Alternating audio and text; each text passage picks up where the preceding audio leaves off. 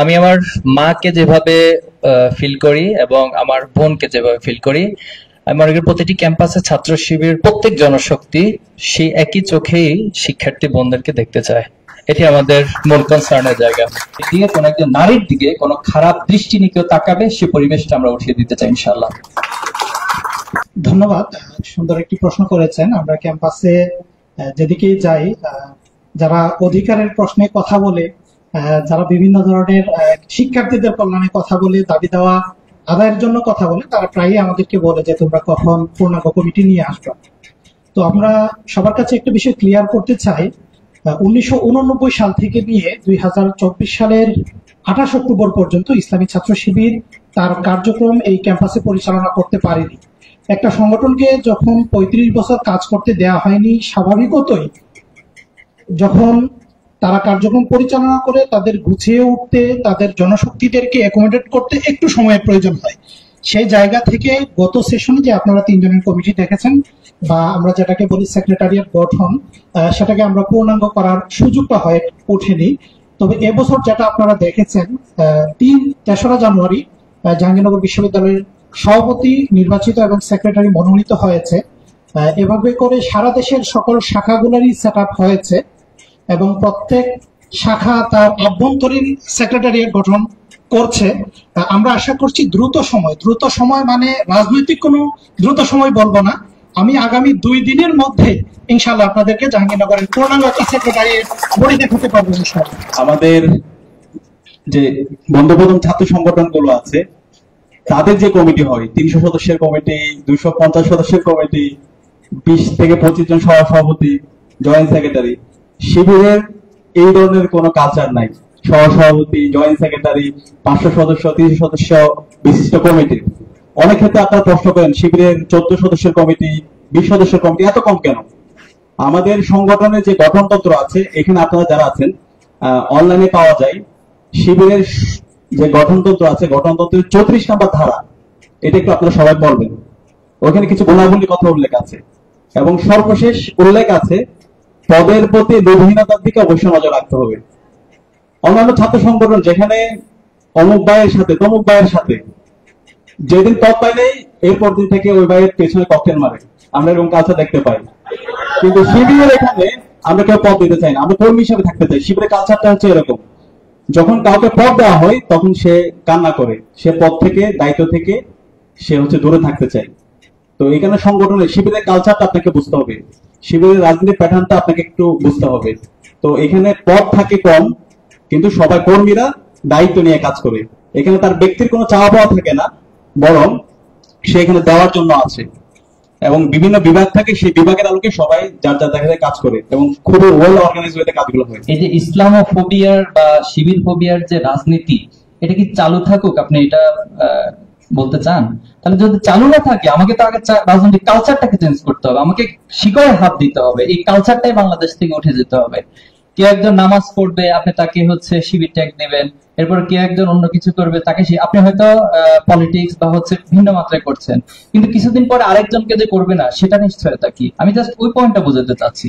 এখানে তালিকা প্রকাশ করা বা না করা সে বিতর্কে যাচ্ছি না, তালিকা অবশ্যই আমাদের প্রকাশিত হবে। আমরা তো বলেছি কেন্দ্রের কনসার্নটা হচ্ছে একটা শাখার সভাপতিকে নির্বাচন করা এবং সেক্রেটারিকে মনোনয়ন দেওয়া। সেটা আমরা ইতিমধ্যে সারা দেশে কমপ্লিট করেছি এবং সেটা ধারাবাহিকভাবে দেখেছেন, সোশ্যাল মিডিয়া থেকে শুরু করে মিডিয়াতে এসেছে। এখন বাকি কাজটা আমাদের যারা শাখা সভাপতি তারা করবেন এবং সেটা পর্যায়ক্রমে প্রকাশ করবেন, প্রচার করবেন। কিন্তু আমি আবারও বলছি, আমরা টোটালি বাংলাদেশ থেকে এই ট্যাগিং এর কালচারকে নির্মূল করে দিতে চাই।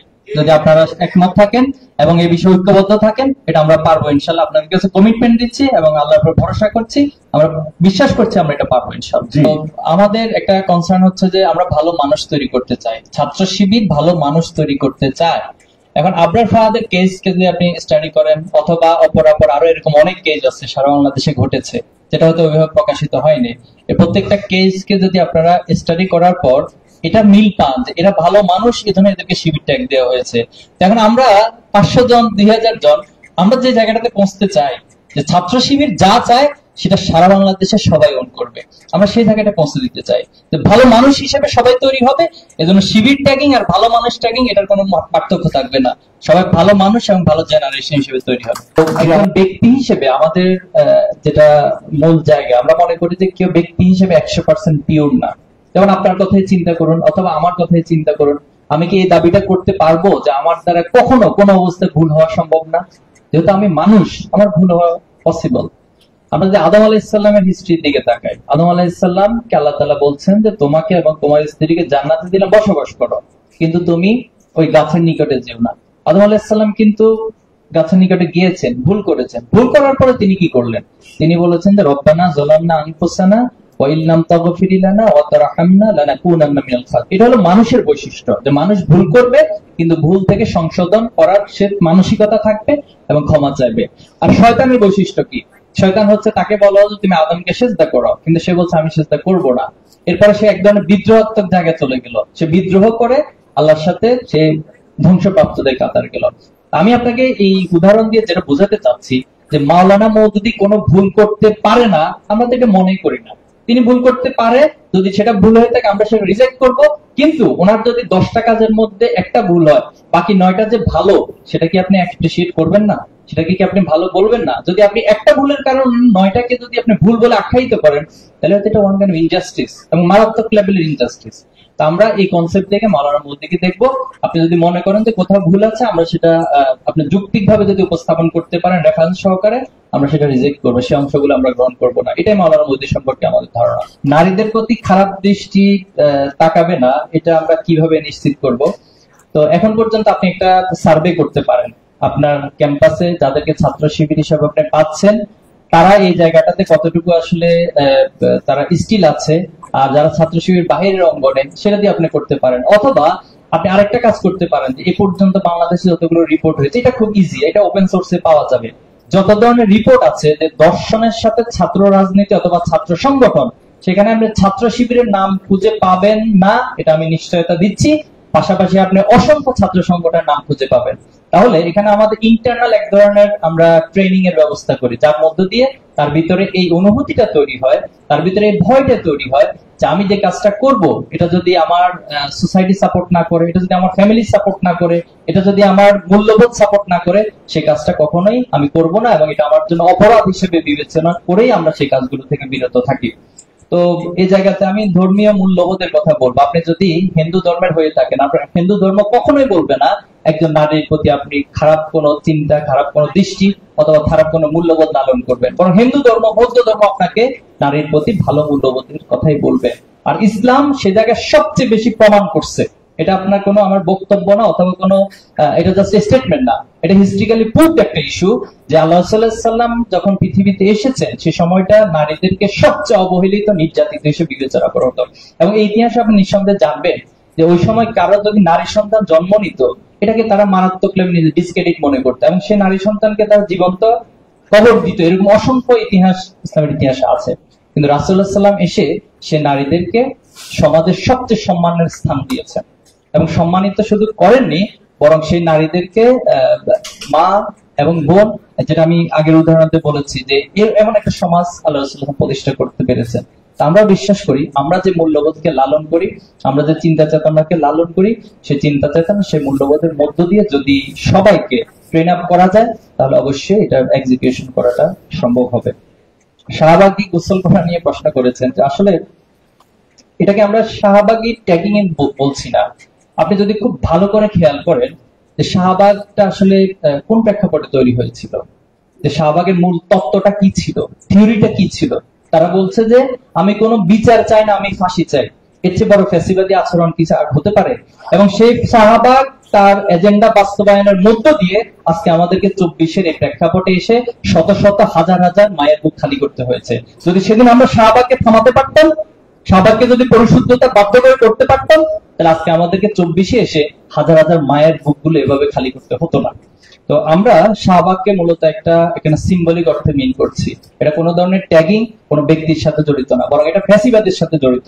আর গোসল কর দ্বারা আমরা যেটা মিন করছি সেটা হচ্ছে যে আসলে পরিশুদ্ধতা।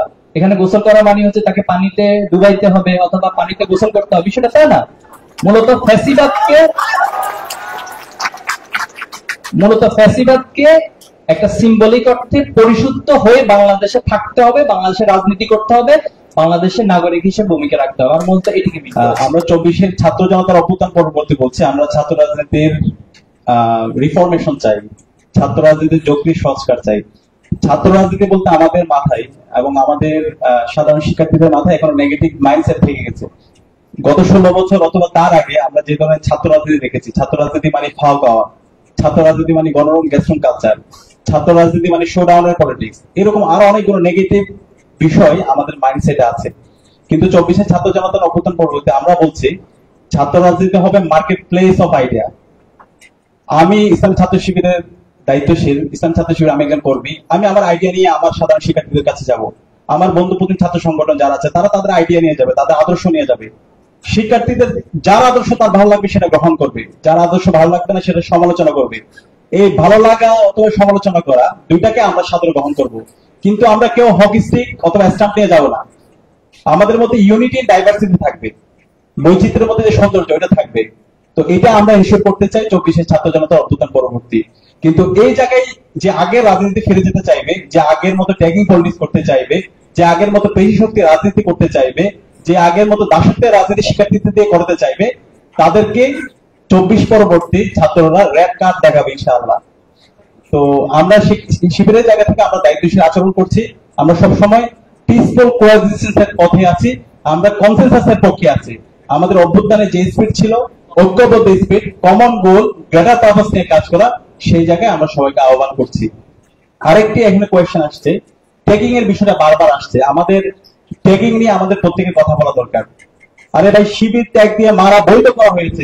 গত 16 বছরে এদেশের সুশীল সমাজে যারা প্রতিনিধি ছিল, বুদ্ধিজীবী ছিল, তারা শিবিরকে মারা বৈধ করেছিল, সেটা নিয়ে আমাদের কথা বলা দরকার। সকল ভালো কাজ, আপনি যদি নামাজ পড়েন আপনি শিবির, আপনি যদি কোরআন পড়েন আপনি শিবির, আপনি যদি ব্লাড ম্যানেজ করে দেন, বাদনে কাজ করেন, সামাজিক সংগঠন করেন, কারোর সাথে সুন্দরভাবে কথা বলেন, আপনাকে শিবির ট্যাগ দেওয়া হচ্ছে। তো কি সব ভালো কাজ কি শিবির? সব জায়গায় তাহলে শিবির, সকল ভালো কাজের ডেফিনেশন যদি শিবির হয় তাহলে সমস্যা কি? তো এই যে শিবির ট্যাগ মারার বৈধতা যারা দিয়েছে, মানুষ মাত্র শিবির বলা, হ্যাঁ, এই এই এই যে মারার বৈধতা যারা দিয়েছে তাদের বিরুদ্ধে আমাদের কথা বলা দরকার। তারাই হচ্ছে কালচারাল ফেসিস্ট, এরাই হলো শাহবাগী, এরাই হচ্ছে এই জাতির শত্রু, দেশের স্বাধীনতা সার্বভৌমত্ব, এরাই হচ্ছে শত্রু। তো তাদের বিরুদ্ধে যদি আমরা আওয়াজ তুলতে পারি তাহলে আগামীর বাংলাদেশে এই ট্যাগিং এর পলিটিক্স থাকবে না। একটা গ্রুপ চেষ্টা করছে, একজন প্রশ্ন করেছে যে সার্বভৌমত্ব নিয়ে, দেশের অধিকার নিয়ে আমরা কথা বলছি, আমাদেরকে ট্যাগ দেওয়া হচ্ছে। আরে ভাই, আমি দেশের স্বাধীনতা সার্বভৌমত্ব অধিকার নিয়ে আমি কথা বলতে পারবো না? তো এইরকম যারা নোংরা রাজনীতি করছে, যারা নেস্টি পোয়ার ব্রুটিশ এবং ক্রুয়েল পলিটিক্স করছে, তাদেরকে রেড কার্ড দেখানোর সময় এখনই। তা আমরা বিশ্বাস করি আমাদের জাহাঙ্গীরনগর বিশ্ববিদ্যালয়ের ভাই বোনেরা তারা যথেষ্ট সচেতন, তারা রাজনীতি সচেতন। এবং এই 24-এর অভ্যুত্থান পরবর্তী আমাদের একটি সফলতার বিষয় হলো এই জেনারেশনে বড় একটি সম্পদ আমাদের ভাই বোনরা আছে যারা শিবির করে না, ছাত্র দল অন্য কোনো ছাত্র সংগঠন করে না, কিন্তু তারা রাজনীতি সচেতন। তো এই রাজনীতি সচেতন এই মানুষগুলোকে আমরা রিকগনাইজ করতে চাই। তো তারা সচেতন আছে, তারা সব বিষয়ে ওয়েল ইনফর্ম, সুতরাং তারা সাদাকে সাদা বলবে, কালোকে কালো বলবে। কিন্তু এই সাদাকে কালো করা, কালোকে সাদা করা, এই ধরনের যারা রাজনীতি করতে চাইবে আমরা তাদের বিরুদ্ধে প্রতিবাদ করবো ইনশাআল্লাহ। আমাদের বাংলাদেশে যেটা ঘটছে, দেখুন এখানে কেউ কোট বা শার্ট পরছে, কেউ পাঞ্জাবি পরছে, আবার পাঞ্জাবির মধ্যে কিন্তু অনেক ধরনের ধরন আছে, কেউ ফুল জুব্বা পরছে। একটু চমৎকার একটা আইডিয়া শেয়ার করি। যেমন আমি মক্কায় যাওয়ার একটা সুযোগ হয়েছিল, তো সেখানে বাংলাদেশের যেগুলো পাঞ্জাবি আমার ভাই যেটা পড়েছে, এটা পরে যখন আমি কয়েকদিন নামাজ পড়তে দাঁড়ালাম মসজিদে হেরেমে, নিজেকে একটু এতিম এতিম মনে হচ্ছে। মানে ওখানকার যে পাঞ্জাবির স্টাইল, আমাদের বাংলাদেশের এই পাঞ্জাবি আসলে নিজেকে এতিমে মনে হয়। এরপর আমি সেখানে যে জুব্বা যেটা বড় সেটা নিলাম, যে কয়দিন ছিলাম সেটাই পড়েছি। আবার বাংলাদেশে এসে যখন আমি এটা পড়ে চিন্তা করলাম যে একটু ক্যাম্পাসে যাবো, আয়নার সামনে দাঁড়ানোর পর মনে হলো যে এটা পড়ে যদি আমি ক্যাম্পাসে যাই, মানে সবাই আমাকে নিয়ে আজকে সারাদিন একটা হাসি তামাশার মধ্যে ফেলে দিবে। তো পরবর্তীতে সেটা খুলে আবার নর্মাল ড্রেস পরে গেলাম।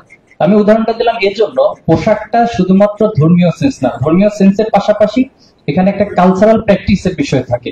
তো সেজন্য সবকিছুর আসলে চিন্তা পরিবর্তন ছাড়া আমি আপনাকে যদি একটা পোশাক দিয়ে বলি যে এটা পড়তে হবে, তাহলে ইসলামের সাথে সঙ্গতিপূর্ণ হচ্ছে না। যেখানে ইসলাম অন্য ধর্মকে তার স্বাধীনতা দিচ্ছে, সেখানে আমি একটা পোশাক আপনাকে কেন বাধ্য করবো?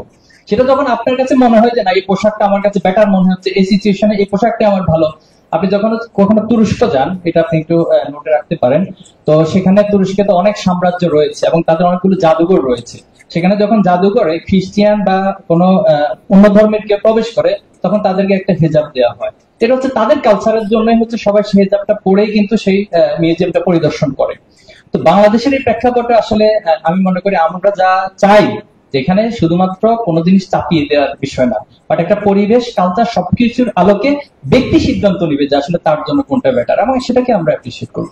জামাতে ইসলামী নিয়ে একটা প্রশ্ন ছিল না, যে স্বাধীনতা বিরোধী আর হচ্ছে যে ইতিহাসী নির্বাচন নিয়ে কথা বললো। আমি 2 মিনিটে শেষ করে দিচ্ছি, একটু খেয়াল করেন তো। 91 সালে, একটু খেয়াল করবেন আমার কথাটা, 91 সালে তত্ত্বাবধায়ক সরকারের অধীনে নির্বাচন হবে, এটার পক্ষে ছিল, অঙ্কের মতো আপনারা কাটাকাটি করবেন, এটার পক্ষে ছিল বিএনপি, ঠিক কিনা বলেন? জামাত, আওয়ামী লীগও পক্ষে ছিল। বিপক্ষে কে ছিল? জাতীয় পার্টি। বিপক্ষে কে ছিল? জাতীয় পার্টি। তাহলে তত্ত্বাবধায়ক সরকারের পক্ষে বিএনপি, জামাত, আওয়ামী লীগ, বিপক্ষে জাতীয় পার্টি। তত্ত্বাবধায়ক সরকারের পক্ষে নির্দলীয় নিরপেক্ষ সরকারের অধীনে ভোট হোক, এটা চেয়েছিল বিএনপি, জামাত, আওয়ামী লীগ, আর চাইনি হলো জাতীয় পার্টি। এবার 96 সালে এসে আওয়ামী লীগও তত্ত্বাবধায়ক চায়, জামাতও তত্ত্বাবধায়ক চায়, জাতীয় পার্টিও তত্ত্বাবধায়ক চায়, এবার চায় না বিএনপি। 15 ফেব্রুয়ারি একতরফা নির্বাচন, ঠিক কিনা বলেন? এরপরে আসো 2001 এসে সব দল চাইলো, তো সব দলই ভোট হলো। 2008 সালে সব দল চাইলো, ভোট হইলো। 14তে এসে জাতীয় পার্টি চায় নির্দলীয় সরকার, বিএনপি চায় নির্দলীয় সরকার, জামাত চায় নির্দলীয় সরকার, এরা চায় না আওয়ামী লীগ। চাইছে? তাহলে নির্দলীয় সরকারের দাবি থেকে বিএনপি 96 সরছে কিনা? 91 জাতীয় পার্টি সরছে কিনা? 14 সালে আওয়ামী লীগ সরছে কিনা? জামাত সরল কবে? তাহলে ডিগবাজি মারে কারা? ভুল বললাম না ঠিক বললাম? জামাত সব সময় বলছে নির্দলীয় নিরপেক্ষ, তত্ত্বাবধায়ক বলেন, অন্তর্বর্তীকালীন লেভেল যেটাই দেন, ভিতরের কাম যাতে নির্দলীয় নিরপেক্ষ হয়, তাদের অধীনে নির্বাচন হবে, বাংলাদেশের মানুষ যাকে ভোট দেবে তারা এদের শাসন করবে। আপনি ক্ষমতায় গেলে নির্দলীয় তত্ত্বাবধায়ক চান না, বিরোধী দলে গেলে খুব আরাম লাগে। তাহলে সব দলের ইতিহাস একবার করে আছে নির্দলীয় সরকার না চাওয়া, জামাত ইসলামের ইতিহাস নাই নির্দলীয় না চাওয়া। সুতরাং ডিগবাজি তারা মারে, জামাত ইসলামী নয়। আর একটা হলো যুদ্ধাপরাধী। আর দেখুন, আমি একটা কথা বলি, দুইটা শব্দের একটু পার্থক্য করতেই হবে আমাদের। একটা হলো যুদ্ধে অপরাধী, আর একটা স্বাধীনতার বিরোধিতা। প্রশ্ন, খাগড়াছড়ি, পার্বত্য চট্টগ্রাম, খাগড়াছড়ি, বান্দরবান, রাঙ্গামাটি, 3 জেলা মিলে একটা দেশ গঠন করতে চায় তারা। দেশটার নাম জানেন? জুমল্যান্ড। কে কে তাদেরকে স্বাধীনতা দিতে রাজি আছেন? হাত তোলেন। কেন নয়? কেন দিবেন না? আপনার ভাষা ওর ভাষা এক, আপনার ভূমি বৈশিষ্ট্য আর ভূমি বৈশিষ্ট্য এক, আপনার ধর্ম ওর ধর্ম এক, এমনকি আপনার চেহারা, সুরত, সাইজ ওদের সাথে এক, খাদ্য অভ্যাস এক, কালচার এক, তো কিছুই আলাদা, সবই আলাদা, কিছুই এক না। তারপরেও দিবেন না কেন আলাদা করতে? কারণ ওটা আমার দেশের মাটি, অংশ। ওরা ওদের কালচার নিয়ে থাকবে, ধর্ম নিয়ে থাকবে, কিন্তু বাংলাদেশের পরিচয় থাকবে, ঠিক কিনা বলেন? তো 47 সালে 200 বছর ব্রিটিশের নির্যাতন নিপীড়নে হিন্দুরা হয় জমিদার, মুসলমান হয় কেরানি, হিন্দুরা হয় জমিদার, মুসলমান হয় প্রজা। তাদের বাড়ির সামনে দিয়ে ছাতা খুলে দেওয়া যেত না, জুতা খুলে বগলের নিচে নিয়ে যাওয়া লাগতো। দাদাদের কাছ থেকে শুনে দেখবেন এইরকম নির্যাতন নিপীড়ন। তিতুমিরের বাঁশের কেল্লা পড়বেন, কেন বাঁশের কেল্লা হয়েছিল? হাজী শরীয়তুল্লাহ পড়বেন, কেন হয়েছিল? তখন মুসলমানরা বলছে যে জিনা একসাথে হবে না, ওরা তো বেশি, ইন্ডিয়া তো বড়, মুসলমানরা ছোট এলাকা, অতএব মুসলমানদের আবাস ভূমি নিয়ে আলাদা রাষ্ট্র হোক। মোহাম্মদ আলী জিন্না এই তত্ত্ব দিলেন। মুসলমানদের, আমাদের শেরে বাংলায় কে ফজলুল হক, তিনিও এটা সাপোর্ট করলেন। রাহুল মুস্তাফ দিলেন। যে মুসলমানদের আবাস ভূমি নিয়ে পবিত্র ভূমি, উর্দু হলো পাকিস্তান আর আলাদা হলো হিন্দুস্তান। তো আমার ইসলাম, আমার আকীদা, আমার ধর্ম, আমার ঈমান, তার উপর নির্ভর করে তৈরি হলো পাকিস্তান, আর একটা হলো হিন্দুস্তান। যখন শাসক আমার ডিস্টার্ব করলো, আমার ভাই, দুই ভাই মারামারি করলে কি হয়? বাপ ভিন্ন করে দেয় না? তাই না? আজ থেকে ভিন্ন, ওই পাতারের জমি তোর, এই পাতারের জমি তোর, মাঠের জমি তোর, গাড়িও ভিন্ন। তো আমরা ভাগ হয়ে গেছি, অসুবিধা কি? দুই ভাই আলাদা হয়ে গেলে, নাতিপুতি হয়ে গেলে আর এক জায়গায় হয়। পাকিস্তান আলাদা রাষ্ট্র, আমরা আলাদা রাষ্ট্র, তাদের সাথে আমাদের স্বাভাবিক বন্ধুত্বপূর্ণ সম্পর্ক, অন্য কোনো সম্পর্ক নয়। জামাত ইসলাম ওই সময় চাইছিল যে শাসকের সমস্যা, শাসক পরিবর্তন হোক, কিন্তু দেশের অখণ্ডতা ঠিক থাকে। আজকে পানি দিবে না, ফারাক্কা ওই পারমাণবিক একটা ওইদিকে সেট করে রাখলে পানি দিত, ওই গেটি বানাতে পারতো না, ফারাক্কা মাঝে দেওয়ার সাহস করতো না। এইটা তখনকার ওলামায়ে কেরাম বুঝতে পেরেছিল। আর একটা কথা, শুধু কি জামাত ইসলাম, বলেন তো মুসলিম লীগ কি করেছিল, নিজাম ইসলাম কি করেছিল? ওই পার্বত্য এলাকার আদিবাসী ভাইয়েরাও পাকিস্তানের পক্ষে ছিল। আমি তখনকার কথা বলছি। সুতরাং তখন অখণ্ডতার পক্ষে যারা ছিল, এদেরকে স্বাধীনতা বিরোধিতা করাকারী বলা হয়। সেটা ঠিক না ভুল, এটা ইতিহাস বিচার করবে, ভবিষ্যৎ বিচার করবে। কিন্তু প্রশ্ন হলো, যুদ্ধ শুরু হয়ে গেলে অপরাধী, তো এই অপরাধে জামাত ইসলামের লোকেরা কোথাও কোনো অপরাধ করেছে এরকম কোন প্রমাণ আজ পর্যন্ত মিলে নাই। তার একটা দুটো উদাহরণ দিয়ে আমার কথা শেষ করি। বলা হয়েছে সাইদি সাহেব বিশাব আলীকে হত্যা করেছে, সাক্ষীকে শুকরঞ্জন বালী, আপন ভাই। তো শুকরঞ্জন বালী হাইকোর্টের গেটে গেল এই কথা বলার জন্য যে না না, সাইদি সাহেবকে আমি চিনতামই না, উনি আমার ভাইকে খুন করে নাই। যেই মাত্র জানতে পারছে প্রসিকিউশন বিভাগ, যেই যায় উল্টা পাল্টা কবি, ওই গেটের থেকে নাই, তাকে পাওয়া গেল ভারতের কারাগারে। তার মানে বোঝা গেল শুকরঞ্জন বালী নিজের ভাই জানে না বিশাব আলী কে মারছে, আর আমাদের প্রসিকিউশন, আওয়ামী লীগের প্রসিকিউশন জানতো বিশাব আলীকে কে মারছে। সাইদি সাহেবের নামে ধর্ষণের অপরাধ। আপনাদের বিশ্বাস হলে ওকে। তো সম্মানিত ভাইয়েরা, বলতে চাচ্ছি শেষ যে পয়েন্টটা, সেটি হলো কি, এই স্বাধীন হওয়ার পরে যারা ধর্ষণের সেঞ্চুরি করে, আর একজনের বউকে আগাম করে, এবং ধর্ষণ গ্রুপ কি বলে রেপ, গ্যাং রেপ করে, তারা ছিল 71 সালে ফেরেশতা। আর দেশ স্বাধীনের পরে বাংলাদেশের কোন থানায় জামাত ইসলামী ছাত্র শিবিরের নামে একটা রেপ কেস নাই। এরা ছিল তখন ধর্ষণকারী। আগেকার জামাত শিবির ছিল ধর্ষণকারী, এখনকার নামে কোনো কেস নাই। আর এখনকার যারা ধর্ষণের সেঞ্চুরি করতেছে, এরা 71 সালে ছিল ফেরেশতা নাকি? এটা বিবেকের। আবার you all are mature, genius, meritorious students and human being. স্বাভাবিক রাজনীতির কথা আপনারা ধরবেন কেন? বিবেক বুদ্ধি দিয়ে চিন্তা করবেন।